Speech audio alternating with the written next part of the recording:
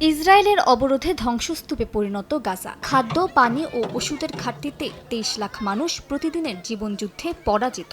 এক মাসের বেশি সময় ধরে ইসরায়েলের অবরোধে কার্যত বন্ধ খাদ্য সরবরাহ। ডায়াবেটিস, ক্যান্সার, হেপাটাইটিস ও ইমিউন রোগে আক্রান্তদের চিকিৎসাও অসম্ভব হয়ে পড়েছে বলে জানিয়েছে কাতার ভিত্তিক গণমাধ্যম আল জাজিরা। বিবিসিকে এক ফিলিস্তিনি বাবা জানান, ডায়াবেটিস আক্রান্ত সন্তানের জন্য ইনসুলিন খুঁজতে গাজার উত্তর প্রান্তে দিনের পর দিন ঘুরছেন তিনি।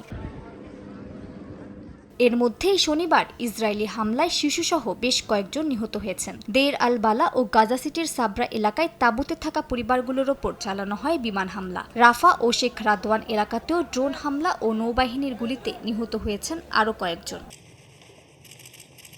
এমন সময় মস্কোয় ফিলিস্তিনের প্রেসিডেন্ট মাহমুদ আব্বাসের সঙ্গে বৈঠক করেছেন রুশ প্রেসিডেন্ট ভ্লাদিমির পুতিন। মধ্যপ্রাচ্যে দ্বিরাষ্ট্রভিত্তিক শান্তিপূর্ণ সমাধানে রাশিয়া অঙ্গীকারবদ্ধ বলে জানান পুতিন। বৈঠকে আব্বাস জানান, যুক্তরাষ্ট্রের প্রস্তাব অনুযায়ী গাজা থেকে ফিলিস্তিনিদের উচ্ছেদ এবং যুক্তরাষ্ট্রের নেতৃত্বে সাময়িক প্রশাসন চালুর প্রস্তাব প্রত্যাখ্যান করেছে তারা।